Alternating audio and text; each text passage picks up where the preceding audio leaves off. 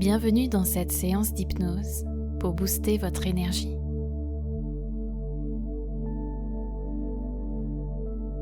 Je vais vous inviter à vous installer confortablement et à fermer les yeux pour profiter de ce moment, rien que pour vous.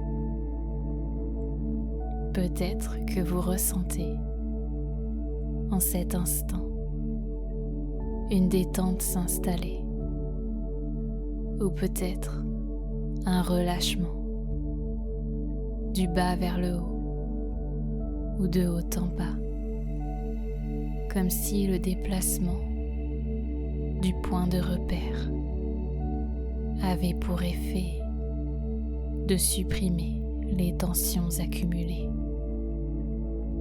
Et c'est au loin, dans le rapprochement, que les choses peuvent se faire plus discrètes, voire plus floues. Et je ne sais pas si cela crée en vous comme une sensation de lourdeur, peut-être un poids de bonheur qui vous attire vers l'accès du tout possible en cet instant. Et je ne sais pas si vous n'êtes pas au courant que s'accorder des moments pour soi suffit parfois à dynamiser son énergie, un peu comme si le courant passait à un même endroit plutôt que dans 1001 voies. Alors peut-être que la voix que vous entendez actuellement aura pour effet d'interpeller votre inconscient pour augmenter votre énergie. Peut-être pourra-t-il plonger dans une partie de vous pour accéder à votre histoire et ainsi supprimer les éléments désuets du passé. Et c'est parfois dans la reprogrammation qu'une autre partie accède à un niveau d'énergie plus élevé, un peu comme si le programme de l'élévation n'était pas parti dans ce qui n'est pas de soi. C'est d'ailleurs dans la confusion de l'écoute qu'il est possible de plonger dans des espaces inconscients. Alors je ne sais pas si cela vous incite à plonger encore plus en hypnose.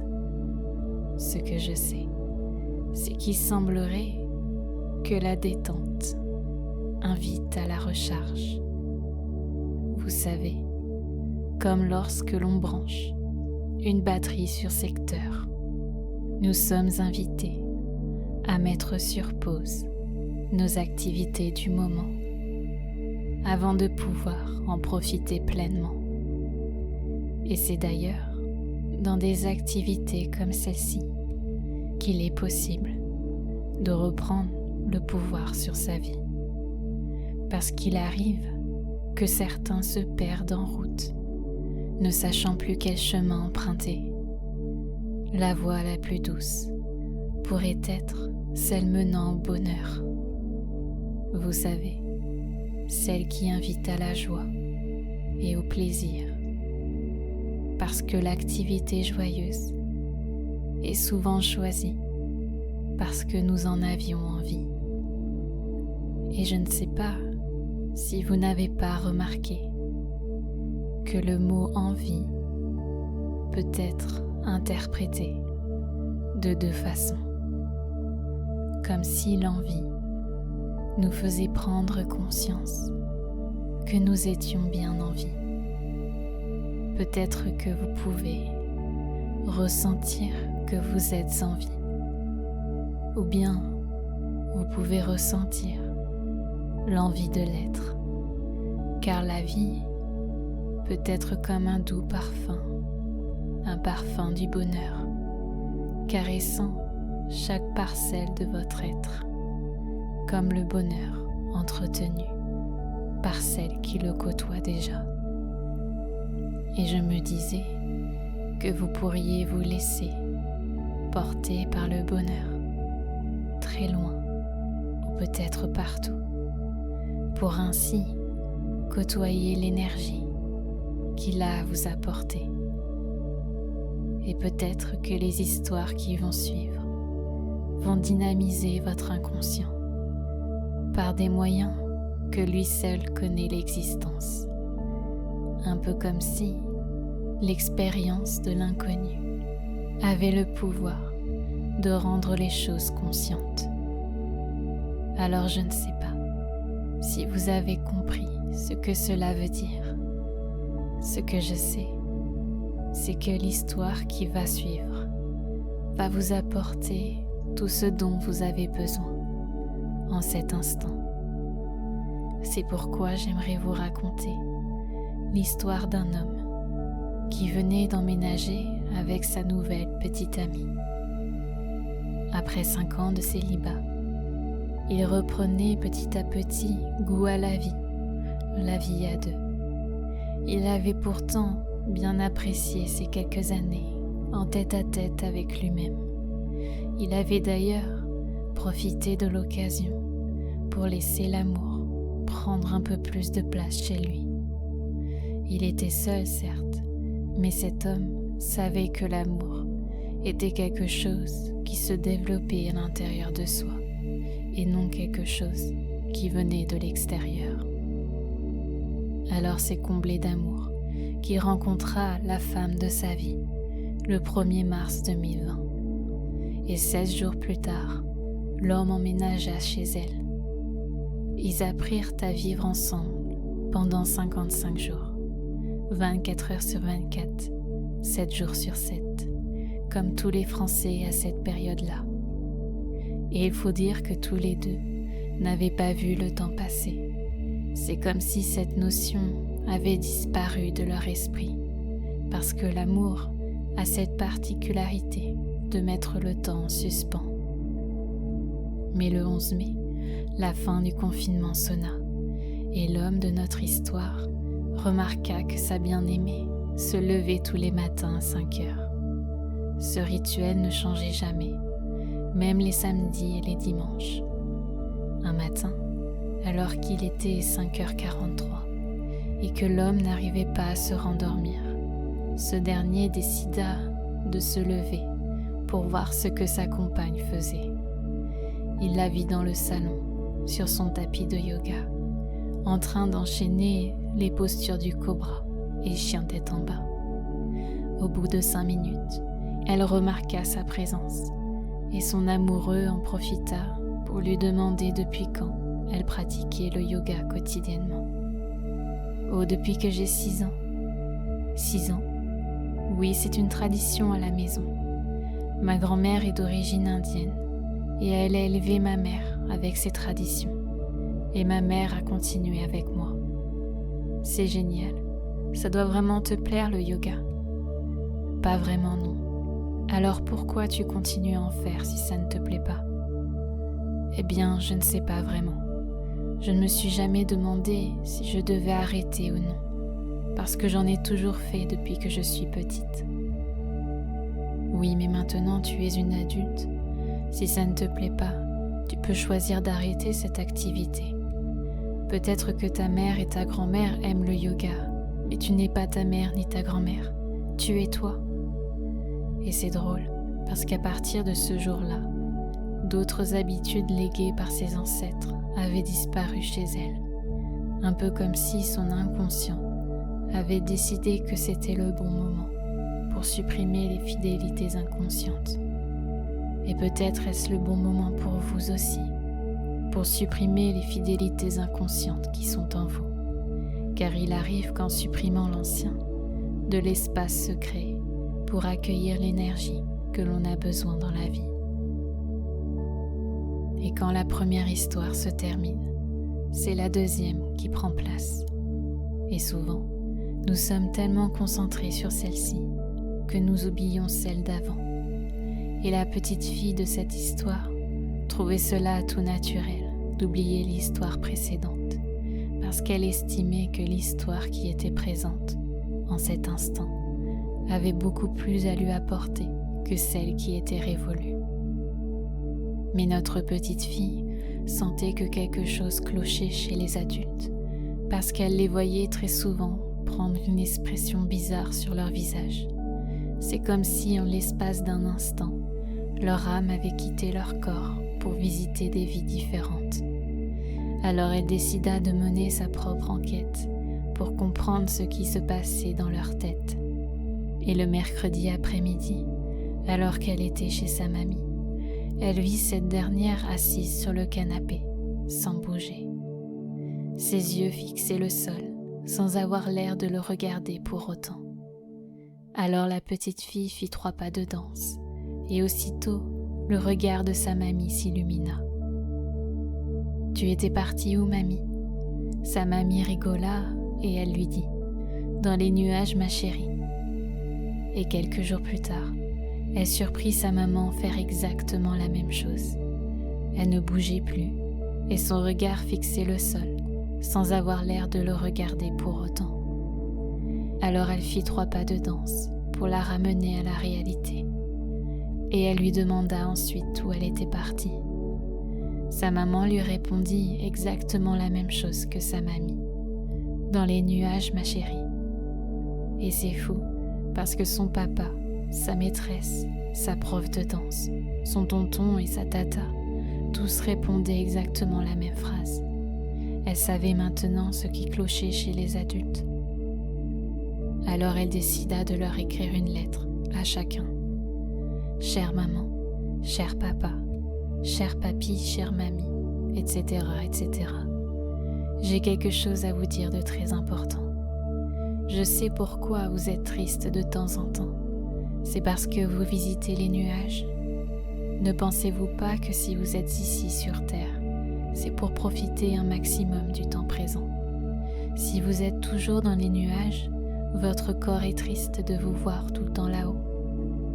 Alors à partir de maintenant, arrêtez de visiter les nuages et restez sur Terre. C'est ici qu'on profite de la vie et qu'on reçoit des cadeaux. D'ailleurs, c'est bientôt Noël et je n'ai pas lu la suite de la lettre. Mais ce que je sais, c'est que la petite fille a créé un véritable déclic à tous ceux qui l'ont lu. Et parfois, c'est quand un déclic apparaît que des changements s'opèrent. Et c'est ainsi qu'un regain d'énergie peut se faire sentir pour profiter de la vie et du bonheur qu'elle a à nous offrir. J'aimerais maintenant vous raconter l'histoire d'un homme qui venait d'emménager dans un petit village de 500 habitants. Chaque année, la tradition voulait que les habitants se réunissent dans la salle des fêtes, déguisés en fonction d'un thème bien particulier. Et justement, notre homme venait d'emménager au mois de juin, une semaine avant la soirée annuelle. Il reçut donc une invitation sur laquelle il était écrit « Thème de l'année, personnage inspirant ». L'homme ne mit pas longtemps pour trouver son déguisement. Il savait exactement quel personnage il allait interpréter. Et s'est vêtu de son plus beau costume qu'il entra dans la salle des fêtes à 19h. Il ne fut pas surpris quand Gandhi, Marie Curie et Einstein l'accueillirent. D'ailleurs, ces derniers semblaient un peu déçus de la tenue de ce nouveau voisin. C'est pourquoi Marie Curie demanda « N'avez-vous pas reçu l'invitation, très cher voisin ?»« Si, bien sûr, et voici ma tenue. »« Mais vous n'êtes pas déguisé ?» ?»« Bien sûr que si. Il était précisé de se mettre dans la peau du personnage qui nous inspire. Eh bien, j'ai décidé d'interpréter la personne que je suis. Mais pour vous dire la vérité, la singularité de chacun aurait pu me conduire à interpréter les 500 habitants de ce village, car je vois en chacun de vous des personnalités inspirantes. Mais ne pouvant pas porter 500 déguisements, j'ai décidé de me déguiser en moi-même. Et c'est marrant parce qu'en prenant cette décision, j'ai ouvert une nouvelle perception de qui je suis. J'ai pris conscience qu'il était agréable de m'accepter et de m'aimer tel que je suis. Les 3 habitants déguisés ne s'étaient pas attendus à une telle réponse, mais l'authenticité de leur nouveau voisin les avait pourtant bien inspirés, et à partir de ce soir-là, ils décidèrent de s'accepter tels qu'ils étaient. Je crois d'ailleurs que l'année suivante, l'invitation mentionnée « Venez comme vous êtes ». D'ailleurs, je crois que certains restent comme ils sont, où qu'ils aillent. En agissant ainsi, leur énergie se préserve et reste accessible à tout moment. Peut-être aimeriez-vous entendre l'histoire de cette voyante qui avait rendez-vous avec une jeune femme à 9h ce matin-là. Elle l'invita à s'asseoir et commença son tirage comme à son habitude, sans lui demander quoi que ce soit sur sa vie. Selon elle, moins on en sait, plus la surprise est belle. Et quelle surprise ce tirage! Mademoiselle, vous êtes née sous une bonne étoile. Je vois que vous êtes sur le chemin du bonheur. Il est annoncé pour vous des rencontres merveilleuses qui vous guideront vers un succès certain. Le projet que vous mettez en place actuellement va vous rapporter beaucoup d'argent et vous serez reconnu dans le monde entier pour votre talent. Je crois que vous faites erreur, madame. J'ai justement décidé d'abandonner mon projet.